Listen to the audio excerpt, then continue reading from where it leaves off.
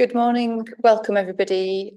This is the decision session for the Executive Member for Transport on Friday, the 19th of July. My name is Kate Revillius and I'm Executive Member for Transport.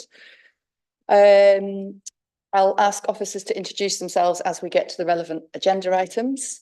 So first item on the agenda, declarations of interest. I don't have any declarations of interest to declare. Second item on the agenda, the minutes, which I am happy to sign. I'll just do it here.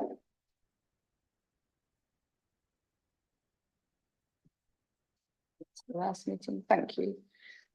Third item on the agenda is public participation. So our first public speaker is joining us via Zoom, and that's Councillor Mason. Councillor Mason, are you there and ready? I am. Good morning. Hopefully you can hear me okay. Good morning. Sorry, I've just need something to time 3 minutes by. Don't worry, I don't think I'll be close. Okay, happy for you to go when you're ready. Thanks. I apologise, it's a bit noisy where I am. I'll focus my comments on two parts of the report, focusing on pavement cafe licensing. Firstly, the response to my petition asking City of York Council to look again at the impact the changes in access have made. I note the report doesn't mention the incredibly low numbers of vehicles entering the foot streets using the new designated routes. Given this, it's disappointing that you're not being offered the chance to look at venues on these routes at a case-by-case basis. King Square being a particular example where there's a level pavement and road and not always parking that's needed. Second, I'm concerned for small local businesses that have always used their private land outside their shop, for example, Bishy Road and Front Street. If you decide to regulate these private spaces, it'll put significant cost on local traders who are having a hard enough time. I can imagine the response from the Bishy Road greengrocer who's asked to pay £800 a year to use the land they've been using for many years. I'd ask you in both these areas to step back and engage with local traders. York's economy is driven by small businesses and you should be supporting them and balancing everybody's needs to ensure they are truly successful. Thank you, Chair. Thank you. Thanks. I will take all of those into account when I'm making the decision. Thank you. Our next public speaker is Flick Williams, who's also joining us via Zoom. Flick, are you there? Yes, good morning. Okay, feel free to go when you're ready. I welcome the recommendations of this report to both recognise the prioritisation of blue badge holder access over cafe licensing and to regularise the situation regarding the use of privately maintained highways for this purpose.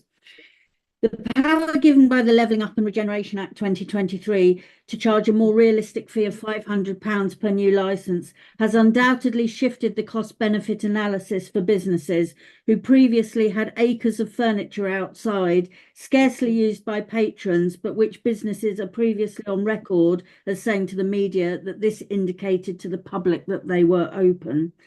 Hopefully, this more realistic fee goes some way to help finance enforcement of the licensing regime, as well as the administrative costs in issuing licenses.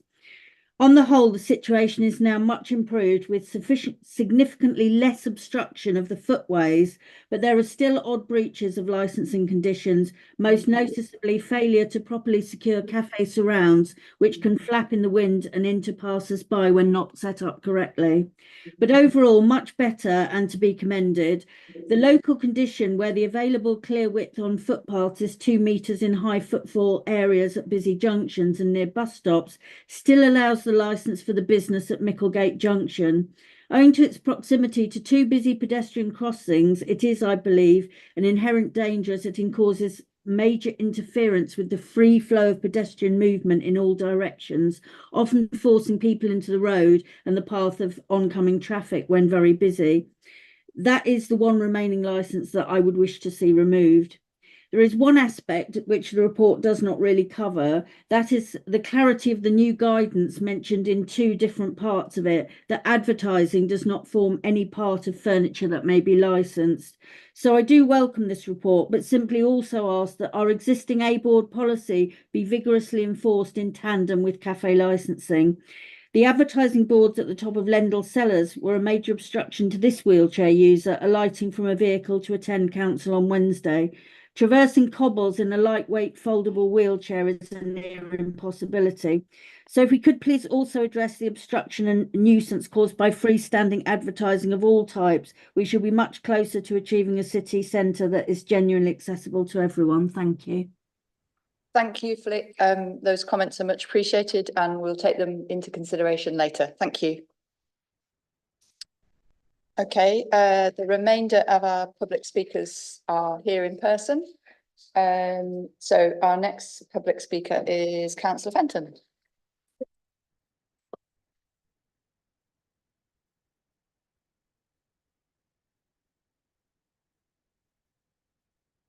So when you're ready. Thank you, Chair. Speaking primarily in relation to agenda item 5, the Tadcaster Road parking bays.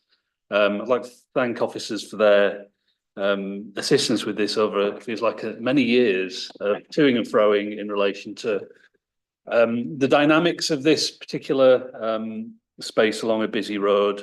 Obviously, there had been the active travel measures implemented on Tadcaster Road, which did remove the number of available parking bays across the road from the shops.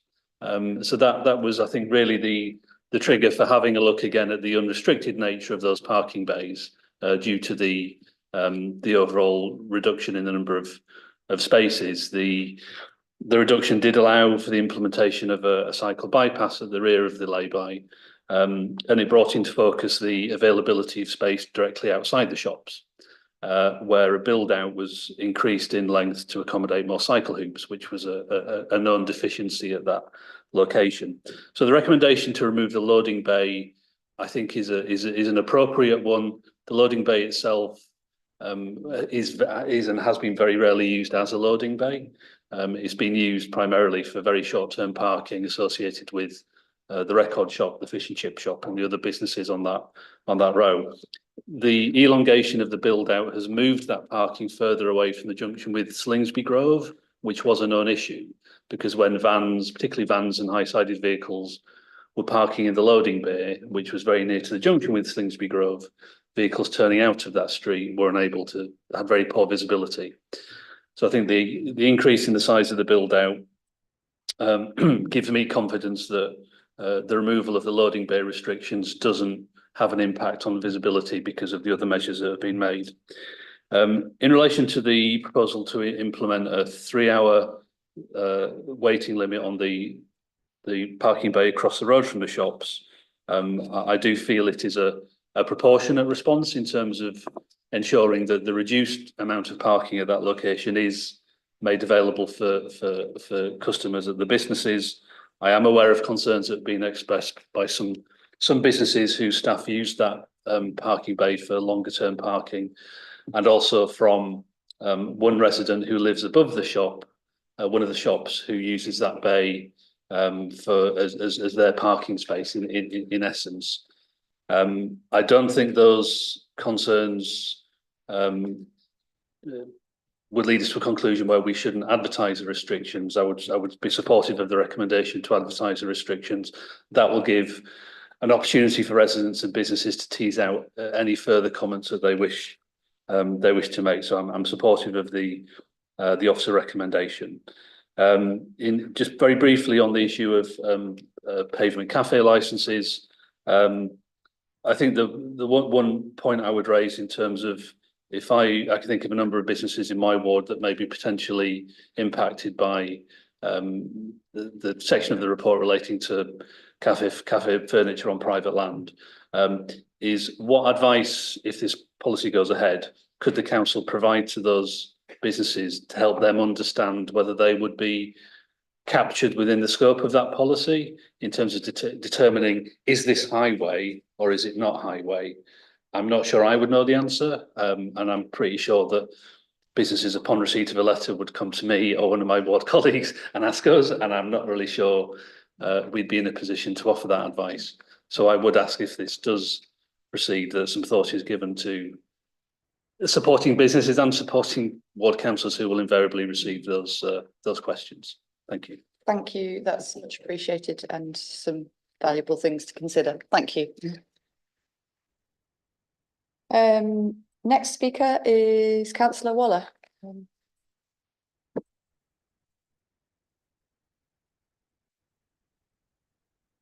just go when you're ready. Thank you, Executive Member.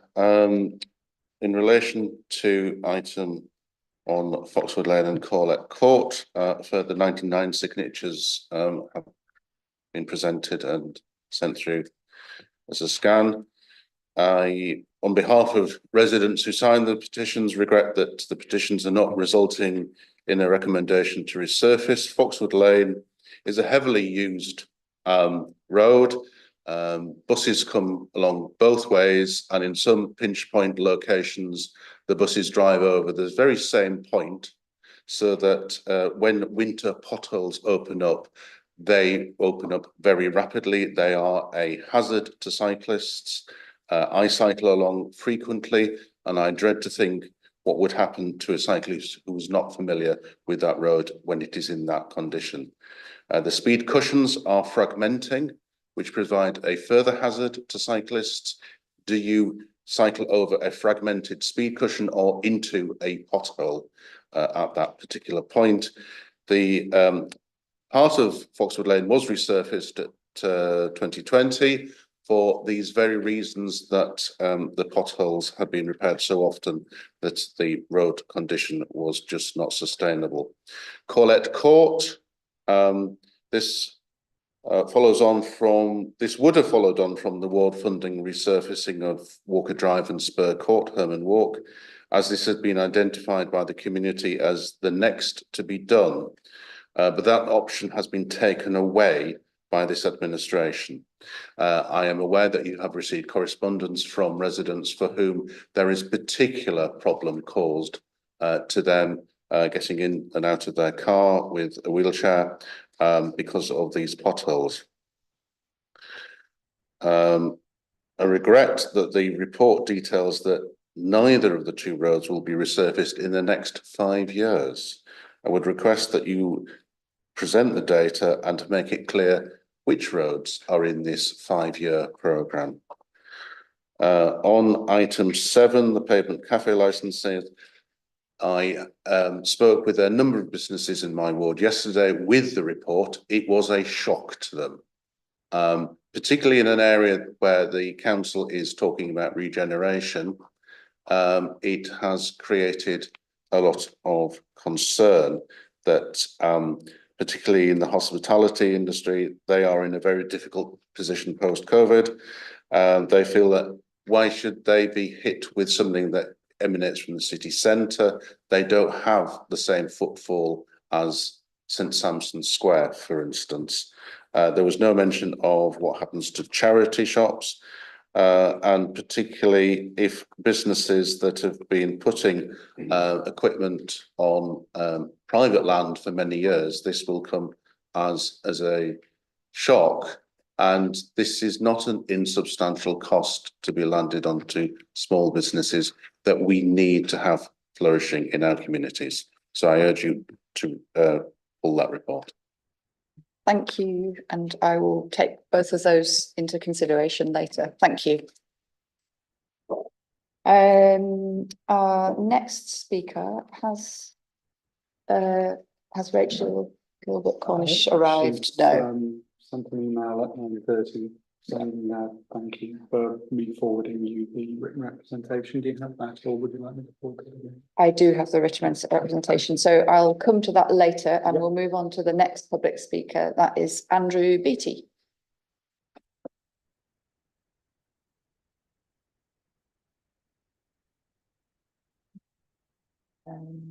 Just start when you're ready. These are just a few words relating to item 9 on the agenda, Government House Road and the Slip Road down to the river. I would like to confirm on behalf of the signatories to the original application for res parking that we support the council's recommended option 1 under paragraph 35 in the decision report. We acknowledge that the slip road needs restrictions. The parking and the reversing movements back up the slip road are dangerous and an accident waiting to happen. Hundreds of people walk down that slip road every day, including sometimes parties of school children from the youth hostel. It's an awkward sort of four-way junction at the top, and vehicles are reversing up the hill blind into Government House Road. But back to Government House Road, we hope the introduction of restrictions on the slip road will not adversely affect the R23 extension proposals. We want those to progress to the next stage, please. Thank you. Thank you, and I will take all of that into consideration. Thank you. My next speaker, he hasn't arrived yet, has he? So, Edward Hustler.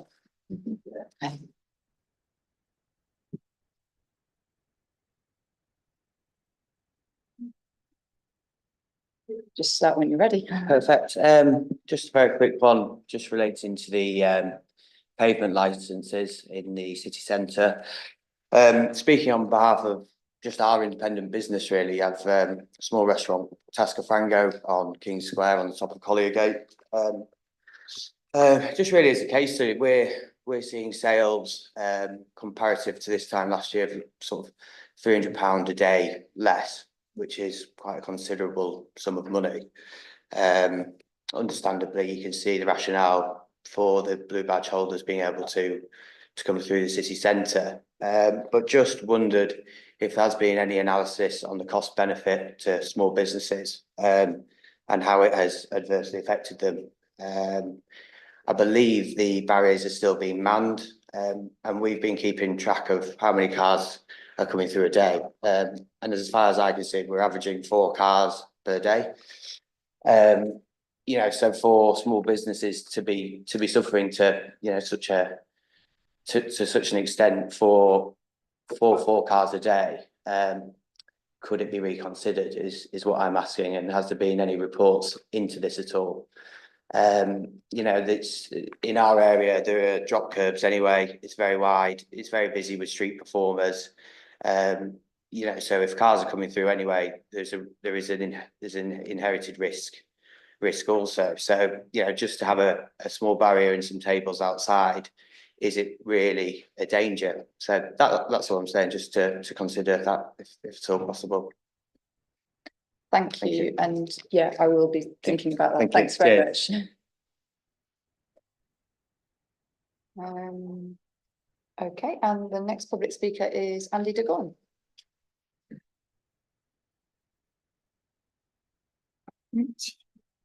Thank you. I want to briefly comment on items 8, 10 and 11.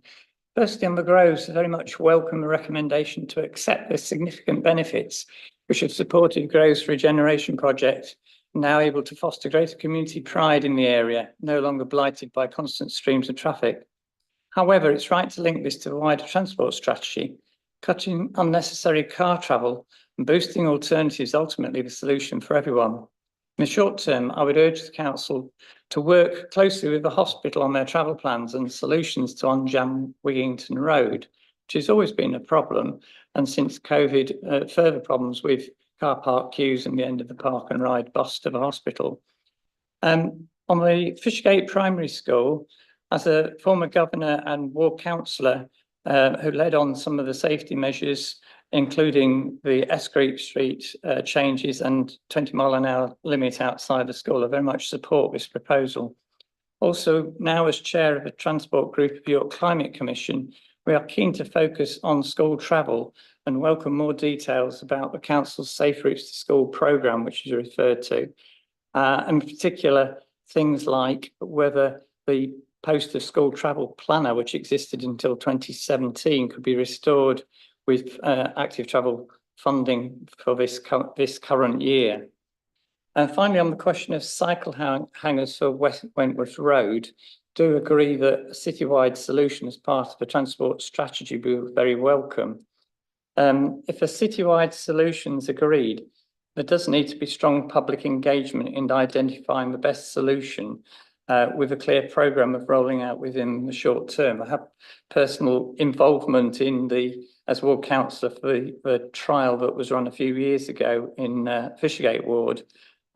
So I appreciate that standalone installations on their own are perhaps not as suitable, given the circumstances. And I would just add, finally, that having this week been to the Active City Leicester conference, had the opportunity to talk to a representative from Cycle Hoop, who manufacture the bike hangers.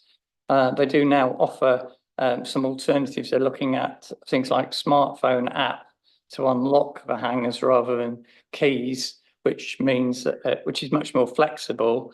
And they are also looking at approaching not just residential areas, but having that installation in destinations so that people with e-bikes, for instance, would have somewhere secure to lock up their bike, which would again encourage more use of micro mobility solutions in the city if we were to go down that road. So I very much welcome the recommendation to explore that further and consider offering a range of parking solutions, secure parking solutions in the city, as appropriate for the people who need them. Thank you, and I'll think about all of those items. Thank you. So I think there's 2 public speakers who may arrive a little later, and I have 4 to read out as written representations. So I will just find those.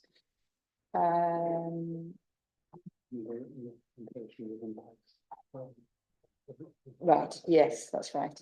So the first written representation that I have is from Councillor Mark Waters about the item on Tranby Avenue. His written representation says, as I said when presenting the petition for these parking restrictions at full council, this course of action represents the abject failure of the council and York University to deal with the problems created by university-related parking, problems that have been evident for many years in Badger Hill before the council simply decided to dump the problem into Oswaldwick. It's a failure to address the problem of York University to accommodate the parking demand of its own staff and students on the plentiful space on campus. The university refuses to take responsibility, hiding behind a green travel plan that is pure fantasy. Similarly, York Council failed to address this problem by making available the underused park and ride site next to the university campus for staff and student parking, or by making representation to the university authorities to make provision for extra car parking on campus, or indeed to fully utilise the current space fully. As demonstrated at the local plan inquiry sessions, the designated open space on the campus can be reduced to accommodate more commercial buildings, working the estate harder, as described by the university, and it is only the greed of York University that prevents adequate on-campus car parking being provided. As this decision session is taking place, York University has thankfully entered its summer holiday period. Tranby Avenue is completely clear of on-road parked vehicles on the section proposed for parking restrictions. The problems created by the City of York Council in moving university-related parking here are not problems created by council tax-paying Tranby Avenue residents. Given the refusal of the responsible parties to work at a solution to the problem they have created, I suggested to residents when circulating the petition that the least inconvenience to residents would be caused by single yellow parking restrictions that would prevent the all-day and in some cases weeks-long dumping of cars by students and staff from the university, whilst continuing to allow morning and evening visitor parking. I fully recognise the potential for displacement and further single yellow line restrictions in the future, which it is very disappointing to have to face, given this is an entirely false and created chaotic situation by the council and university, likely, in my opinion, to push the Res Park agenda. I do not support council tax-paying residents being faced with the costs and inconvenience of Res Park in Oswaldwick to subsidise the activities of York University and the intransigence of York Council when the real solution to these parking problems is abundantly clear to all. That's that statement.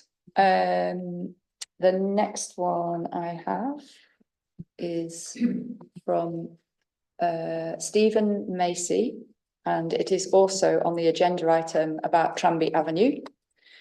I'll read it as follows. I write in connection with the parking issues on Tranby Avenue.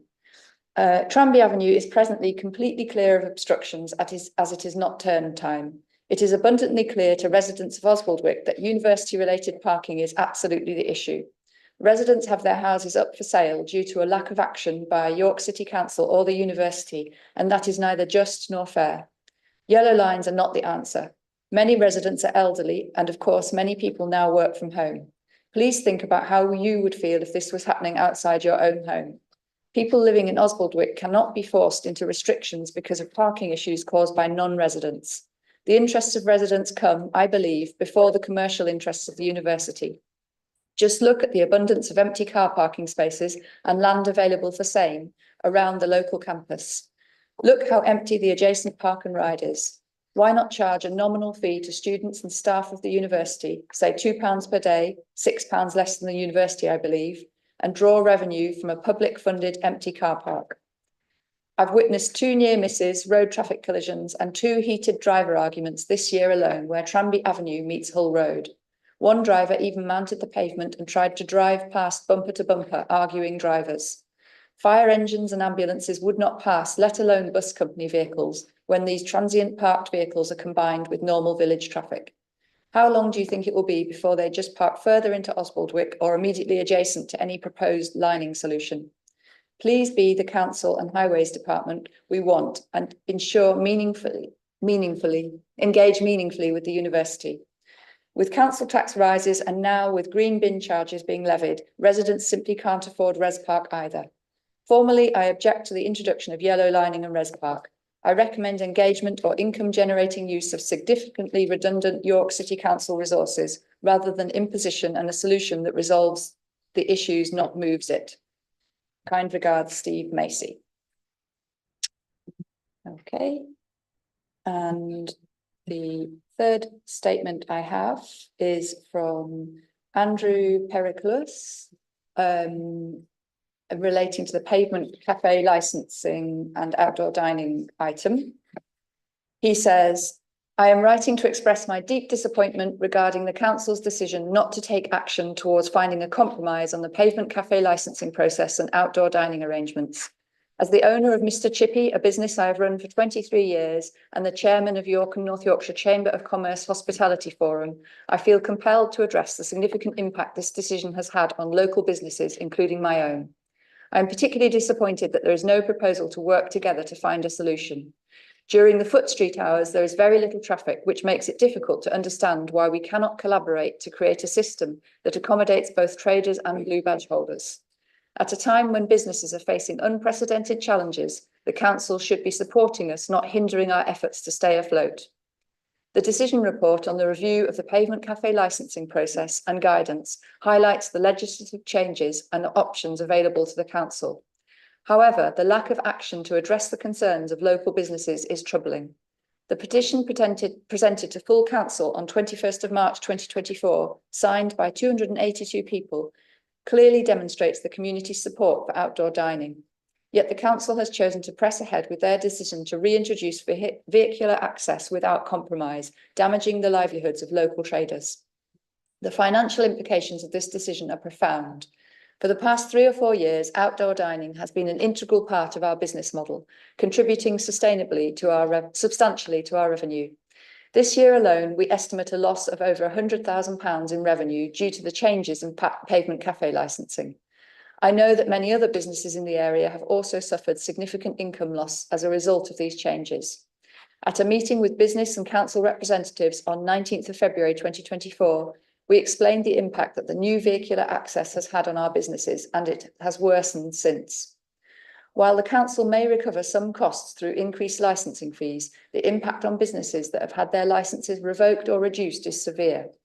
Regularising the situation for those using privately maintained highways is necessary, but it should not come at the expense of our ability to operate and thrive.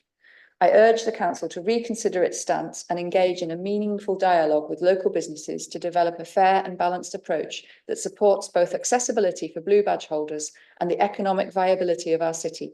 We need a solution that works for everyone, and I am confident that through collaboration we can achieve this. Thank you for your attention to this matter. Okay, and the final statement, I'm just going to find.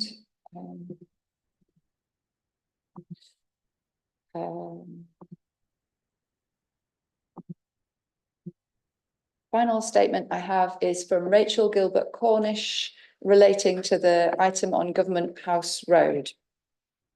I'm writing to express my strong objections to the latest decision report regarding the implementation of parking restrictions on Water End Slipway and Government House Road. The report fails to address critical issues and the proposed actions contradict the primary goals of the traffic regulation order. The original intent of the traffic regulation order for Water End Slipway is to restrict commuter parking and preserve spaces for recreational users. However, the recommendation for a blanket parking ban for the whole area undermines this objective. Point 12 of the report even acknowledges that the ban would remove parking for recreational users who rely on vehicle access to the riverside. Furthermore, the report neglects the importance of parking on Government House Road for community access to the river. It fails to provide essential data such as the number of visitor parking spaces, how many of those spaces are taken and for how long. Without this information, any justification for a blanket ban is speculative. The report also overlooks the fact that residents generally have ample driveway space, rendering the need for a blanket ban even less compelling.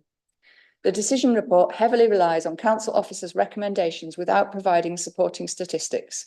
Despite a 5-day study showing that 61% of vehicles parked for 2 hours or less and 70% for 3 hours or less, these figures are ignored.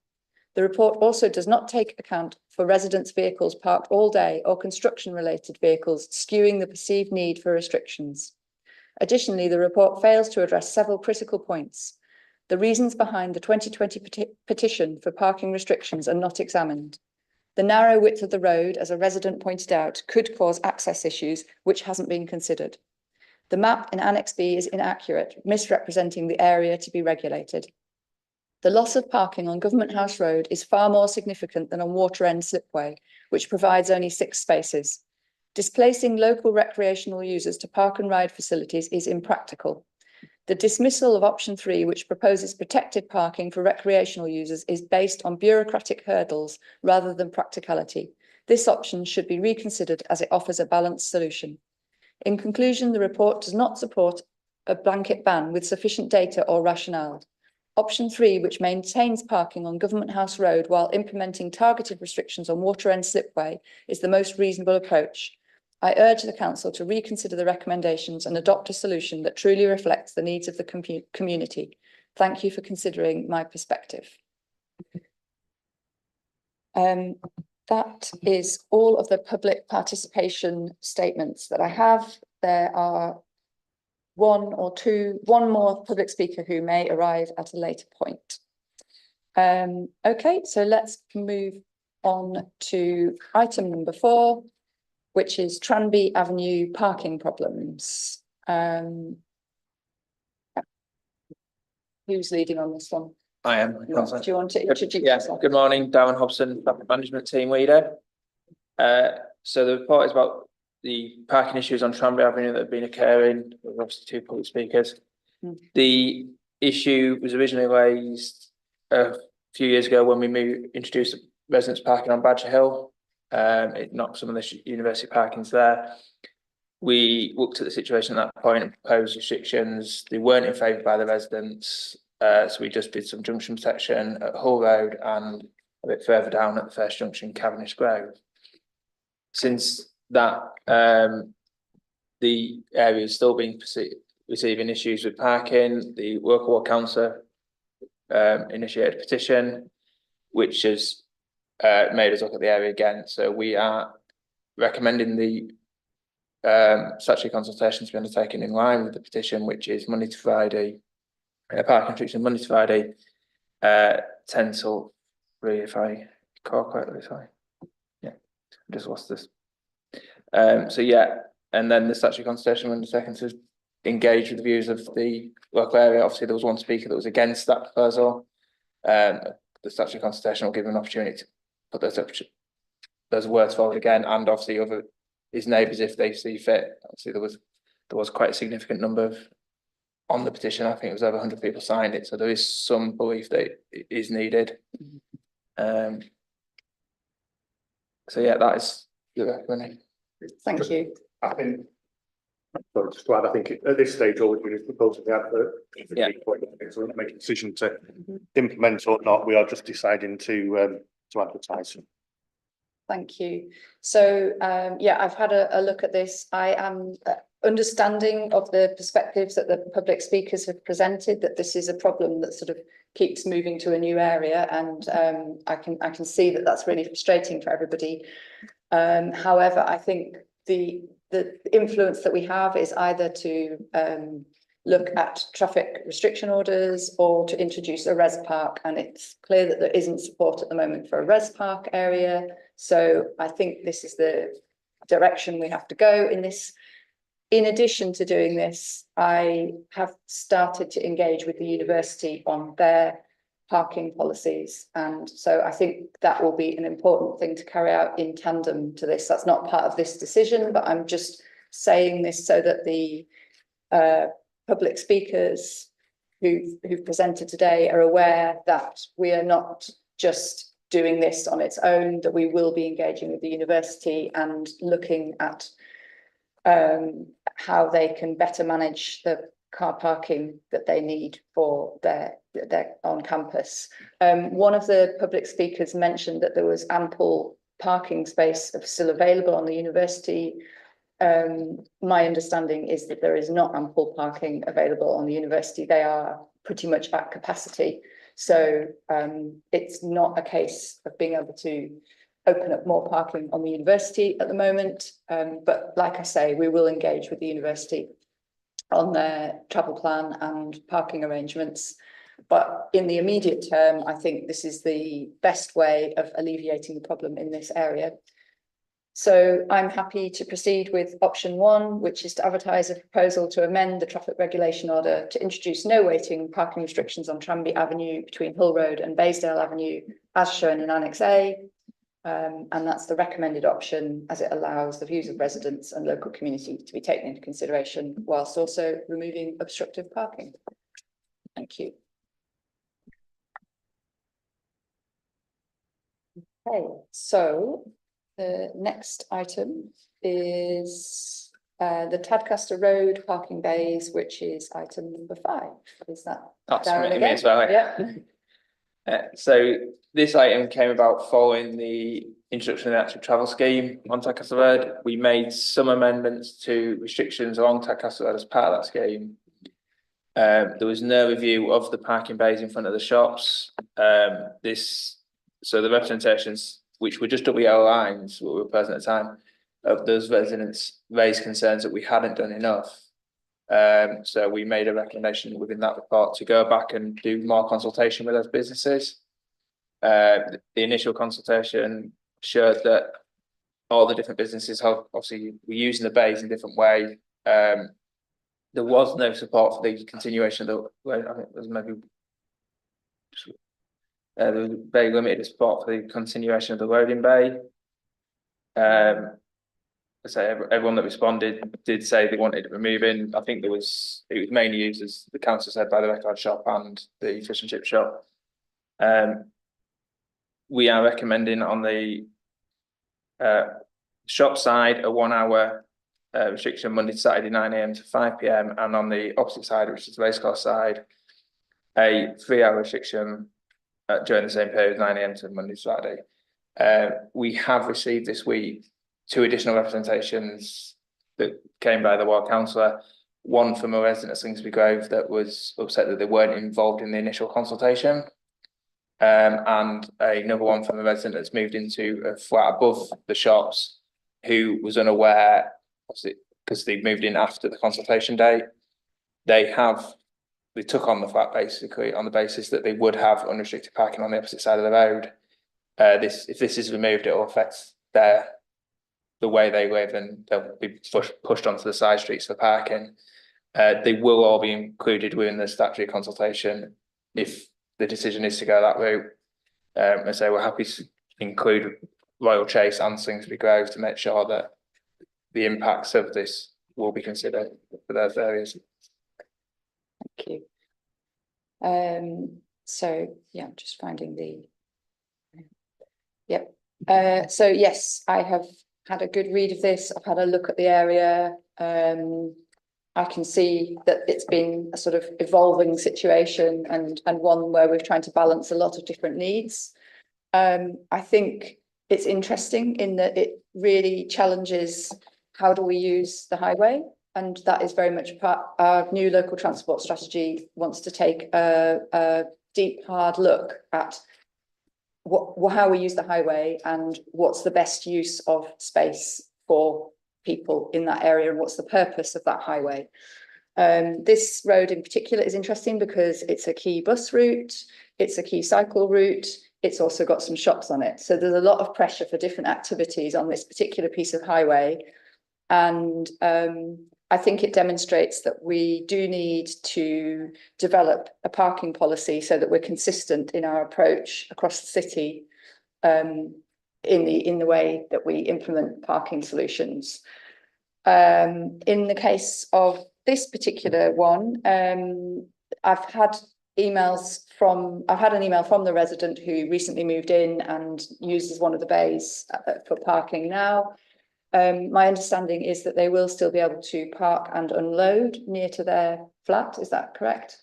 Yeah, there'll be a 1 hour bay on one side and 3 hours. So during the day they'll be able to use the area for unloading, shopping and things like that. Yeah. And then outside those times overnight parking will be available for them. Yeah.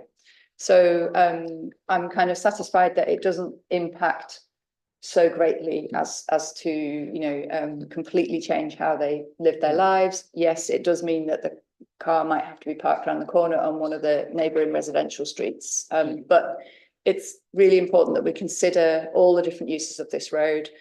I'm also thinking that we really need to think about it as a bus route and that we should be considering what impact the parking has on the bus route as well when we look at this. So I'm happy to go ahead with option 1, which is to advertise a proposal to amend the traffic regulation order to remove the loading bay in the parking bay on the northwest side and change the duration of parking on the bays on Tadcaster Road between Royal Chase and Slingsby Grove. So the restrictions on the use of the bays are as follows. Northwest side of Tadcaster Road, 1 hour limit, Monday to Saturday, 9 till 5. Southeast side of Tadcaster Road, 3 hour limit, Monday to Saturday, 9 till 5. And this is the recommended option, which takes into account the views of residents and businesses to provide a more suitable parking arrangement in the vicinity. I would like to make sure that we also include the residents on Royal Chase and Slingsby Grove, which you've already indicated is possible. And in addition, I would like to consult with the bus companies about the impact on the parking for them in terms of the bus route. Fine, yeah. But that's, I'm happy with that. And I think that's the next step in this is a sensible one. Thank you.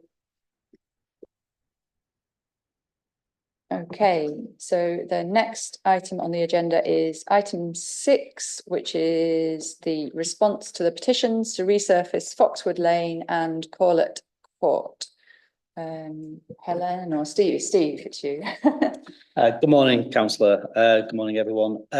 Yes, the petition was handed in by Councillor Waller, full council, earlier in the year. 267 and 34 responses were received for Foxwood and Corlett Court respectively, but as Councillor Waller indicated at the beginning, there's been an additional 99 petitions handed in.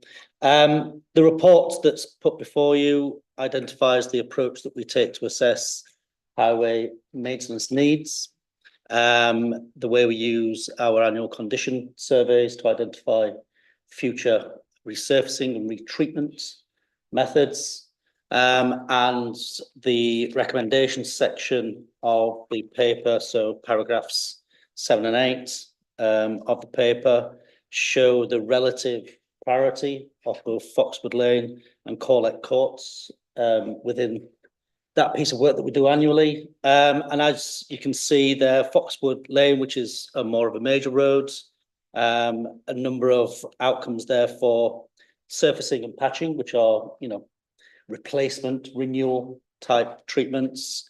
And as you can see, there's nothing scheduled there in the next 5 years. But it does feature potentially for a surface dressing programme of works within the next 2 years. 3 years. So it would be next year would be preparatory work. When we surface dress, we go through and fill and level the surface, and then follow it through with the actual surface dressing treatments.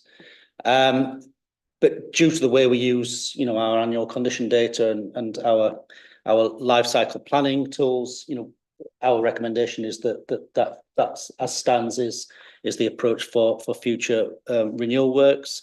Corlett Court, slightly different. It's a smaller road. There are less drivers in terms of requirements for resurfacing there, and unfortunately, there is no scheme that we can recommend in the next 5 years for Corlett Court. For both of these roads, our usual routine, responsive, reactive inspections following inputs from the community would continue, but also our planned inspections as well would pick up any defects within that period. Thank you. And thank you for this clear report on where these locations stand.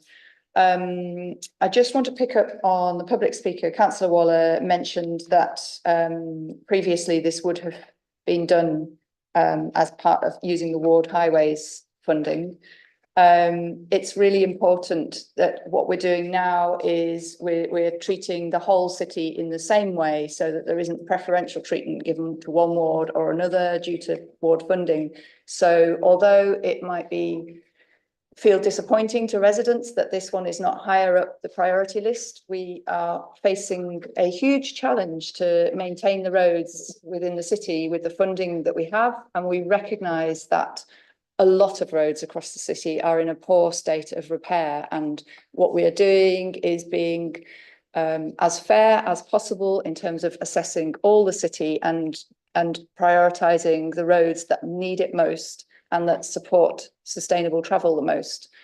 And Steve, I don't know if you're able to say anything about that. We've been discussing how we are prioritising our highway repairs and maintenance, and that we're looking into making sure that it reflects those sustainable travel modes in a clearer way, so that bus routes and active travel routes are considered as prominently as possible. So, I mean, that will be a slight change in the future, I think.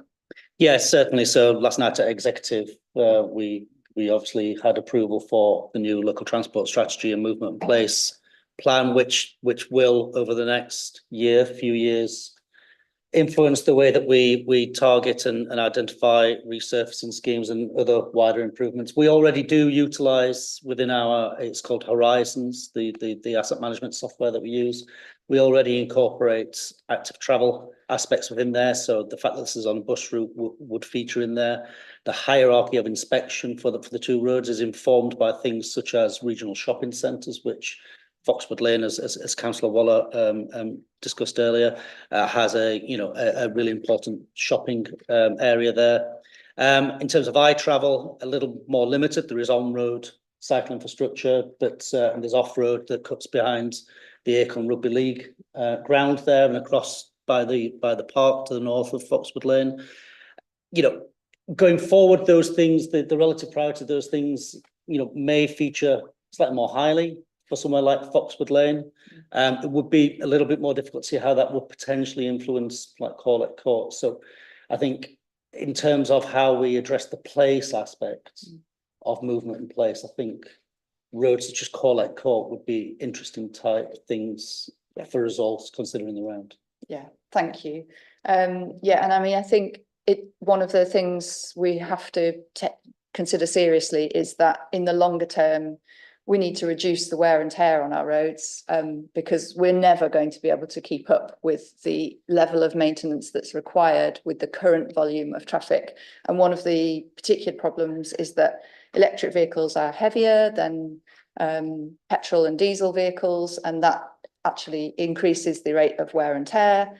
And also climate change is seemingly bringing a bit more rain and weather conditions that are accelerating the deterioration of road conditions. So we have got a real challenge here, and a key part of the local transport strategy is to enable people to make the shift to sustainable modes of transport, which in the longer term will reduce the wear and tear on the roads because there will be less vehicle traffic.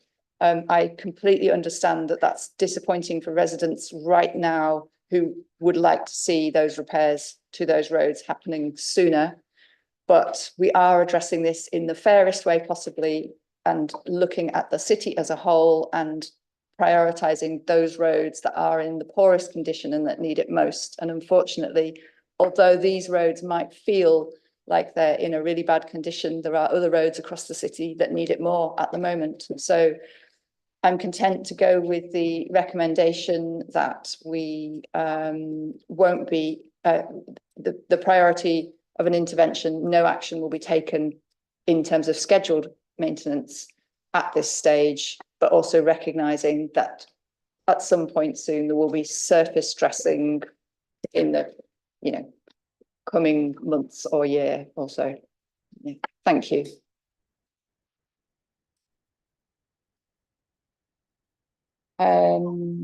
Okay, item 7, review of the City of York Council pavement cafe licensing process and guidance. Helen, is this you? Good morning. My name is Helen Verger. I'm the Head of Highway Access and Development for City of York Council. This report presents options and recommendations following the new legislation included in the Levelling Up and Regeneration Act 2023, which made changes to pavement cafe licensing regime. This came into force on 31st of March 24. So now we need to update some of our processes and guidance in line with the new legislation. So the report includes noting the legislative changes, the changes to fees, which was approved by full council in February 24, as we anticipated the legislation becoming enacted. Changes to the licensing guidance that the council uses to provide licenses to the businesses need to go to the licensing committee. So some of these changes are here for you as executive member for transport to recommend them, but then the licensing committee will need to consider them, which will do that in the next licensing committee after the summer. We also are considering, since the new regime has now been made permanent, we are wanting to consider regularizing the businesses that have been using privately maintained highway space to have cafes. There's also a few other uses like stalls and various shelves and advertising in privately maintained highways. So we are obviously proposing to work with businesses to do this, speaking to them, explaining how this will all work. And then the last item covered by the report on pavement cafes is a petition that was submitted earlier in the year around making space for pavement cafes and balancing that against the need for blue badge vehicular access in the city centre. And we've reviewed the asks from a petition and the plans for access and parking for blue badge holders in the city centre. And the recommendation is that we keep things as they are currently, with the 2 designated corridors being free from pavement cafes, where the space is needed for either vehicles passing through or for vehicles parking on those streets. Thank you. Yeah, so this is another interesting one in that I think it really challenges how we use our highway space, and it will be something that's an evolving conversation as we develop our movement and place plan, because we've clearly got competition here between commercial use of space, public use of space, accessibility. I think it's clear that we need to be consistent and we need to be fair in our treatment of businesses, and that we need to regularize our position. So I recognise that this is necessary, and that until now that there has been a sort of disparity in the different types of treatment. I also appreciate the comments that were made by Councillor Fenton and Councillor Waller and Councillor Mason, about pavement cafe licensing, and that at the moment this could be confusing for some businesses to understand the change and the impact that it will have on them. So I would be keen that we develop some advice to sort of preempt this change. Is that something that we can do? Yeah, I think that's in accordance with recommendation C, that will work with businesses. So we'll take on board the sort of detail behind that recommendation. Yeah, okay, that's great to hear. And I also am sympathetic to and understand the needs of the businesses and recognise the statements that business holders have made today about the impact that this has on their businesses. And I realise that this is of concern to them, and that that space and being able to trade outside is very valuable. I think it's something that it is a constantly evolving picture. We will be, as part of our movement and place plan, always looking at and reviewing the use of the space, particularly in the city centre, but also in suburban areas as well. So this is a kind of step on the journey of regularising how we treat our pavement cafe licences. But it's not the end of the story, and we will keep looking at and reviewing how we use space, and that's definitely part of the movement and place plan. It's also vital that we maintain access so that anybody can pass through whatever mobility aid they are using, and whether they are a blue badge driver or a wheelchair user or somebody on foot. So we have to provide that reasonable adjustment. It's really important, but at the same time we do want to support local businesses, and that's, you know, a balance to be had, and we need to find that balance and keep working on that. The other thing I'd like to make clear is actually our preference should be to license commercial activity on the vehicular part of a highway, not the foot part of a highway, in accordance with our transport hierarchy. So if we are putting pedestrians at the top of the hierarchy, their space needs to be prioritised over a vehicle space. So in situations where it's possible to put the pavement cafe on the vehicle part of the highway, that should be our preference. I think that's something that we do, but it's perhaps not explicitly made clear in this. And we need to be enacting that transport hierarchy and enabling sustainable modes of travel first. So that's something that I would like us to bear in mind with this.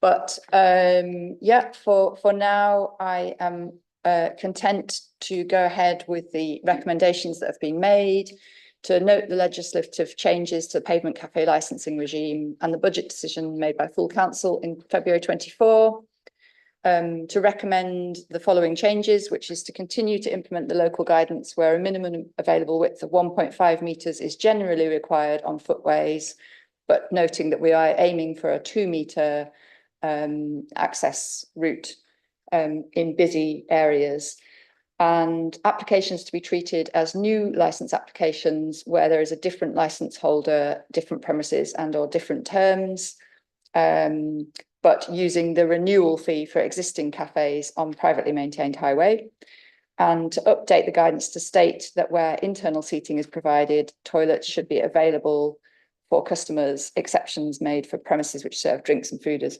takeaway premises, and to ask officers to work with businesses to regularise their situation where cafes and or other structures have historically been used, built in areas of privately maintained highways without a licence or without a stopping up order, where a pavement cafe has been in use historically and a licence can be issued for the area, the renewal fee will be applied. And D, to note the concerns raised by the petition, but decline the request to reinstate pavement cafes on the corridors where blue badge vehicular access is permitted and where the highway space is required for blue badge vehicles to access safely and park, as this would conflict with blue badge holders' access requirements. So thank you very much.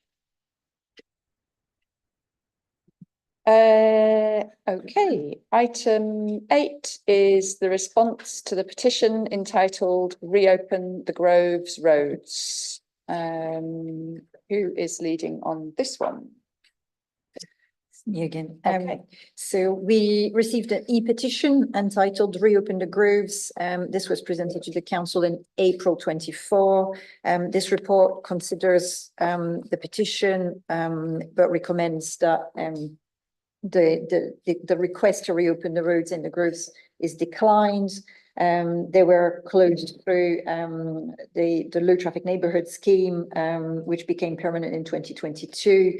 And this was supported by quite a long consultation process because it was done as an experimental order. So people could feedback on the closures all through the experimental process. And we also had a lot of monitoring data before and after all of this was published with the decision that was made. And so the recommendation is to decline the request. Thank you. Yes, so it's interesting to see this come forward, and it's interesting to read the report about some of the positive impacts that the Groves low traffic neighbourhood scheme has had.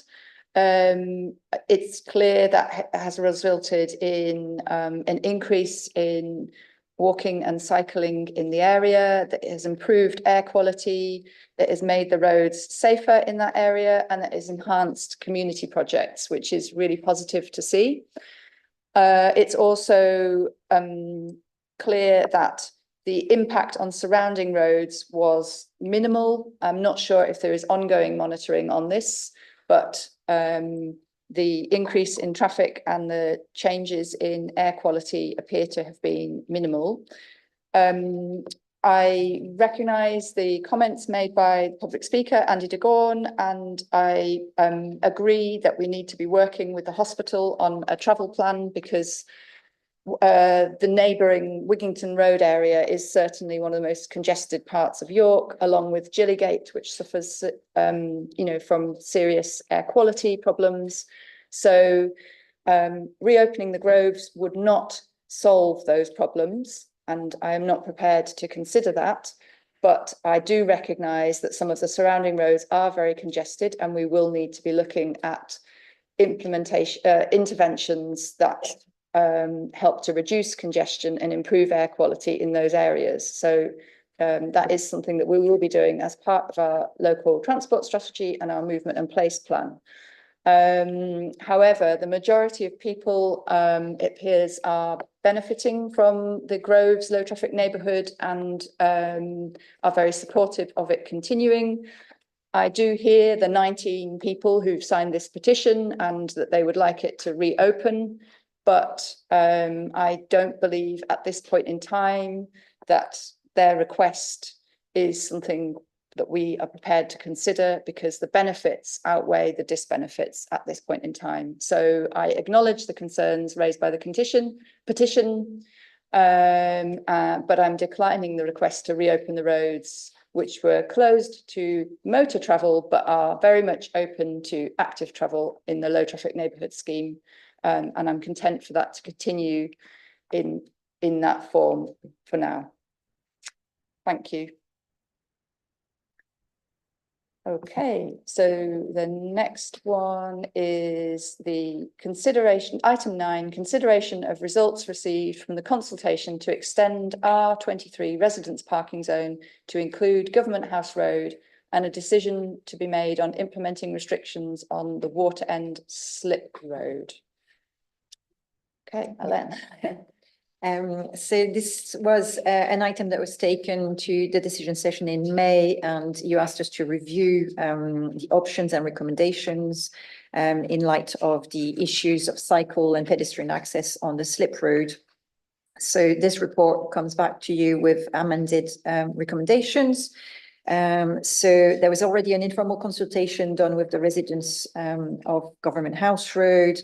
And we're proposing to now start a formal consultation on the proposals, which are to implement no waiting at any time restrictions, so double yellow lines on the Water End Slip Road, and then introduce a resident priority parking scheme for Government House Road. That would be an extension of the neighbouring R23 scheme.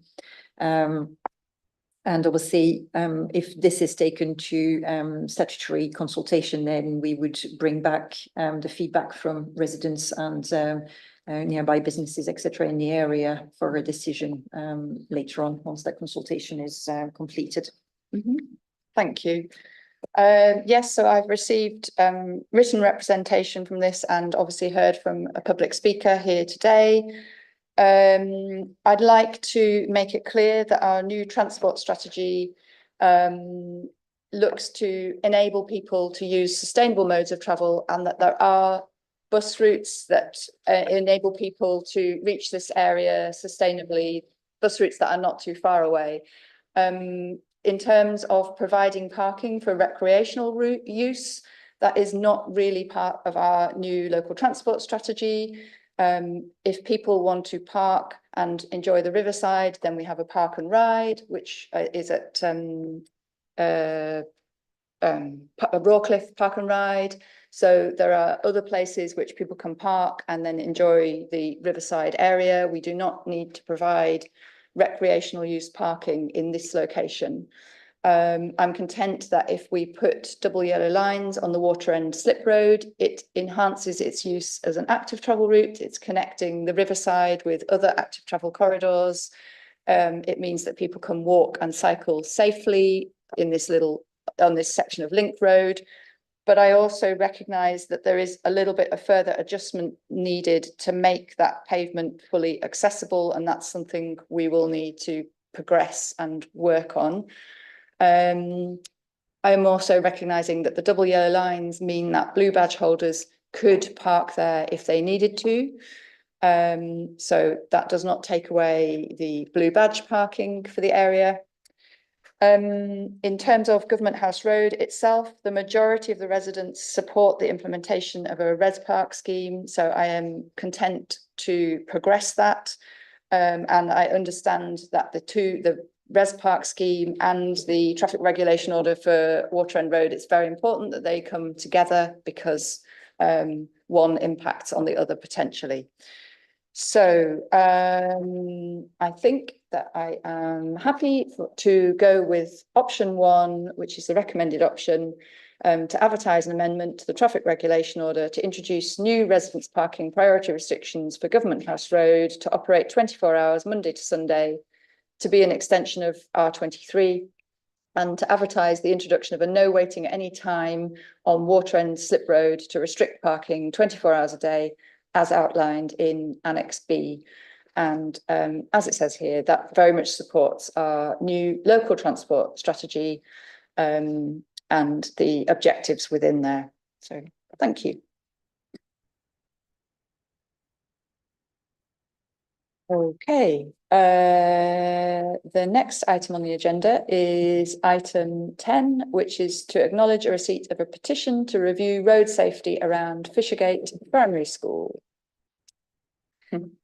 So this report considers a petition which was submitted to the council in, I think it was January or February 2024. And this was around Fishergate Primary School and road safety concerns from people accessing the school and local residents. So having considered the petitions and with the road safety team having been on site and also discussed the issues with the school, we recommend in this report that the issues are taken through the council's Safe Route to School programme during this financial year. This means that a feasibility study would be undertaken through this programme, and then obviously options prepared, which would then be consulted on, we would discuss with the school, etc. But this is to really start the feasibility process to look at options to improve safety around the school. Thank you. Yep, so this one is close to my heart in that my children used to attend Fishergate Primary School. I'm very familiar with the difficulty of accessing the school and the dangers of the main road outside the school. And I'm very sympathetic to the signatories of this petition. I would like to propose that we can extend the scope of the area that's being considered, because I think it's really important that this considers Kent Street, because a number of children come from within the city walls and are needing to walk and cross Kent Street. And I think that is a concern in terms of safety, and it means we want the children to be able to travel independently to school, but at the moment that road is not safe for children to cross independently, primary age children. So I would like to include Kent Street. I would also like to include Blue Badge Lane, in recognition that a large number of children come along the river and up Blue Badge Lane, and the new development opposite Fishergate School is changing some of the parking and access arrangements on Blue Badge Lane. And we need to be really clear that it's still safe for people to walk and cycle up Blue Badge Lane. So I would like that to be included in the safe routes to school, you know, what we look at, because it's no good having a school where you can cross the road immediately outside the door, but you can't necessarily get to the place where you cross the road because the adjoining active travel routes are not making provision for that. So, yeah, is it possible to increase the scope to include Blue Badge Lane and Kent Street? So we dealt to a certain extent with Kent Street in paragraph 13 of the report, where we talk about previous decisions that have been made on Kent Street and how we propose to review Kent Street. I think we would need to expand the recommendations. I'm just looking at the recommendations to see how we include. I suggest we just add at the end of 9B to include the consideration of the two streets you've named. Yeah, that would be good. So I think as part of our local transport strategy, I've made clear before that I don't want to just look at things in small isolation. We need to, obviously we can't look at the whole city at once sometimes, but in this case, we need to look at the entirety of the route to school for children, and that there are two clear active travel routes, one along the river and one coming from the city walls, and both of those at the moment have flaws in their accessibility for young people. So I would like to expand this scope slightly to include those in the safe routes to school. Yeah, so if we can do that, that's great. Need to modify. Yeah. Just need to modify B before we publish. Okay, so I'm content to go ahead with the recommendation to acknowledge the petition and the concerns raised in regards to road safety in and around the area of Fishergate School, and to approve the inclusion of Fishergate School into the council's Safe Routes to Schools programme for the forthcoming year, and to enable a feasibility study to be conducted and officers to report back once the study is completed. And as we've said, to increase the scope slightly to include Blue Badge Lane and Kent Street crossing, please. Thank you. Blue Bridge Lane, not Blue Badge Lane. Yes. Yes. Thank you. Okay, right. The next one is item 11, a petition to improve cycling facilities on Wentworth Road. Morning, I'm Tom Holler, I'm the head of active and sustainable transport at the council, and we got this petition through in March for 12 signatures seeking to trial a secure cycle parking hangar on Wentworth Road, and I absolutely welcome this. It's exactly the sort of thing that we're really seeking to do. We recognise the need to improve cycle parking at residential locations across the city.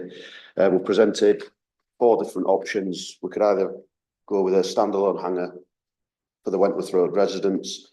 We could, as a slight sub-option to that, we could do that but under licence from the council. We could look to identify a citywide solution before bringing this in, or C, do nothing, which we're not recommending. We're proposing the citywide solution option because that will give us an opportunity to identify the right model across the entire city. There's other integrating factors here around destination cycle parking, park and ride hub cycle parking, city centre parking, secure parking or informal. So there's a whole number of things that need to come together. Our proposal is that we can look through that and provide a cycle parking addendum to the local cycling and walking infrastructure plan when that comes through, that outlines a proposed model and plan. That'll help us to work with suppliers and procure a solution, and having that broader citywide view will give us more strength to secure more funding from external funders to roll this out more widely. But we welcome the petition, and that's our preferred way forward. Thank you. So yes, I also welcome this petition, and I think it's another interesting case of it's challenging us, the council, on how we use highway space, and it raises a really interesting question, and it's going to very much form part of our movement and place plan in terms of what is the best use of highway space, and we are very much supportive of using that space to support sustainable travel. So implementing secure cycle parking in many locations will be a good solution. I understand the recommendation that you're making in terms of we want this to be something that many people across the city can benefit from, and we want to provide a comprehensive and consistent offer across the city. At the same time, I feel for these residents who really want to implement something quickly and would like to see transformation happening soon. And as part of our local transport strategy, we want to see transformation happening soon. So I think what I'm going to ask here is that we commit to doing this at pace and in as agile a way as possible. So when I read the recommendation in here, it sounds like there's quite a lot of red tape and governance, and I would like to look at precisely which bits of that need to be done and which bits we can do in a more agile way, so that we can progress this at pace, as I say. And I think for the benefit of the residents, I would like to say that although today I'm going to go with option B, if we have not progressed this sufficiently and reached a reasonable solution in 6 months' time, I'm willing to return to this decision and look at progressing something specifically for them on their street. So I want to show that we have that commitment to progress this quickly and at pace. And if we fail to do that, we will come back and consider their specific recommendation to look at something on their street. Is that does that sound reasonable in terms of the sort of pace we can work at? I can get a plan and a layout to you fairly quickly in terms of what we'd like to do. We would need to enter a procurement exercise to get a supplier on board, and we would need to have security of a certain amount of funding. Yeah. So there's some elements of it that could potentially take longer than 6 months, but we'll look at all the options, and we're very mindful of what you said there and bring it forward as quick as we can. Yeah. So I think it's to not necessarily say that we will have managed to install a cycle hanger within 6 months, but we can demonstrate that we've made significant progress within 6 months and that a solution is on the way. Yeah, 100%. I mean, the point Mr. Dugon made about smart access solutions that are coming forward, the kind of emerging technology, but there's so many benefits from the management perspective of that that would be really keen to push for something. But if we can find a way with certain suppliers where we might start with a key-based model and then move towards something smarter in due course, we'll do that. We'll absolutely work through those. Yeah, thank you.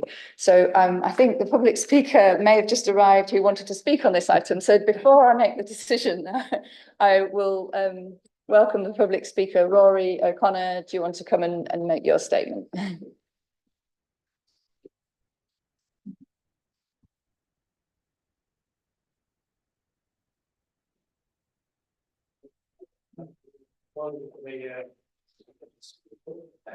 Right, thank you. Yep.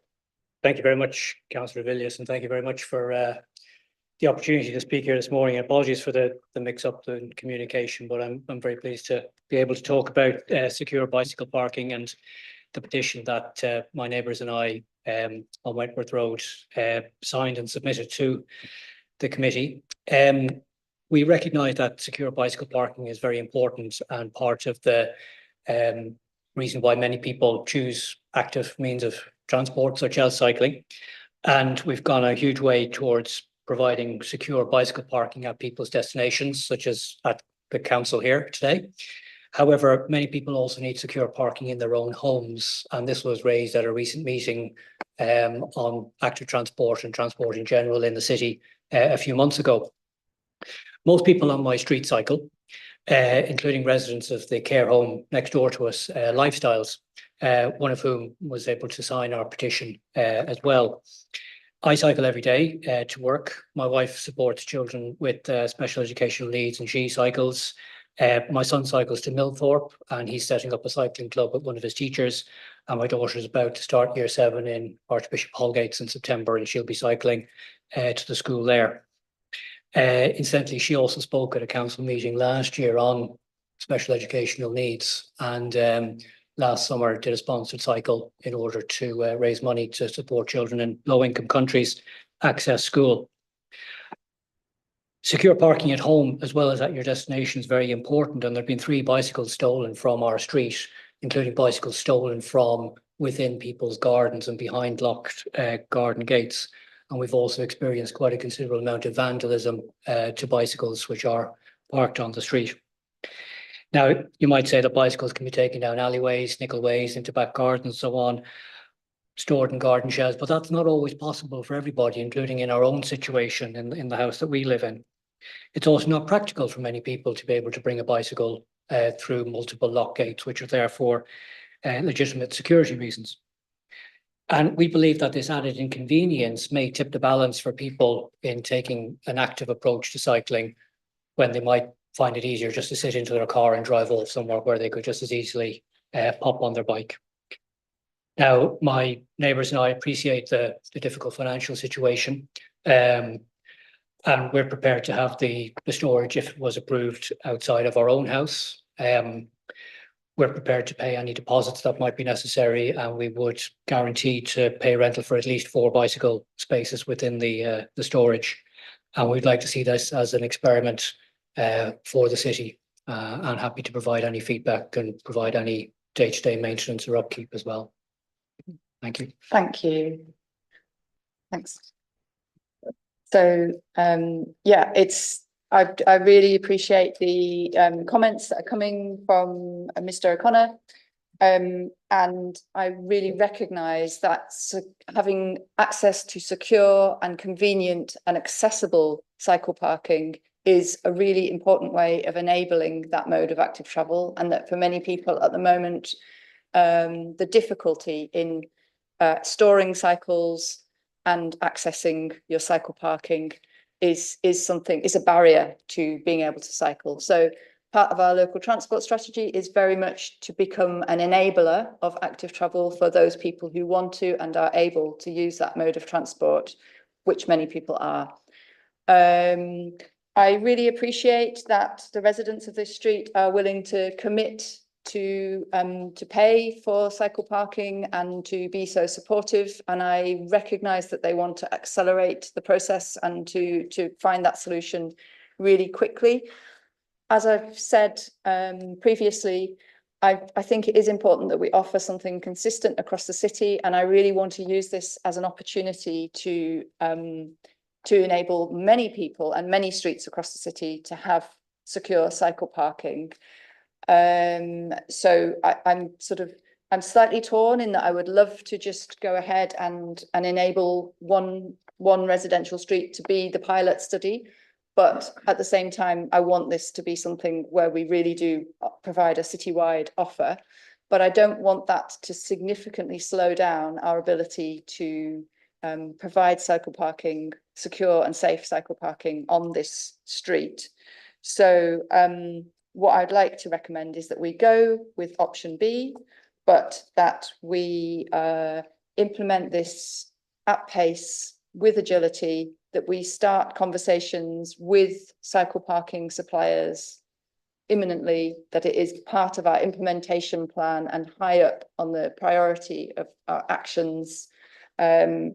And that I would like to commit that for the residents of Wentworth Road, that we put their street very high up on the list. Once we have got a supplier, they will be prioritised for being a pilot and for trying out whatever form of cycle parking emerges from our deliberations with suppliers. And I'd also be very keen for them to engage on the solutions once we've worked a little way into talking to suppliers, so that we can, I would value their feedback on what would work for them and the people in their street, and that will help us inform the solutions we bring forward. So For this report, I'm happy to recommend option B, to explore a citywide solution for residential on-street secure cycle parking as part of our review of cycle parking. But I want to note that we will do this at pace with agility, and that we will prioritise Wentworth Road as a pilot that can be implemented as soon as possible. Yeah. Okay, thank you. So I think that is everything that's on the agenda for today. Is there any urgent business that anyone needs to raise? Okay, thank you. And with that, then I will close this meeting. Thank you, everybody.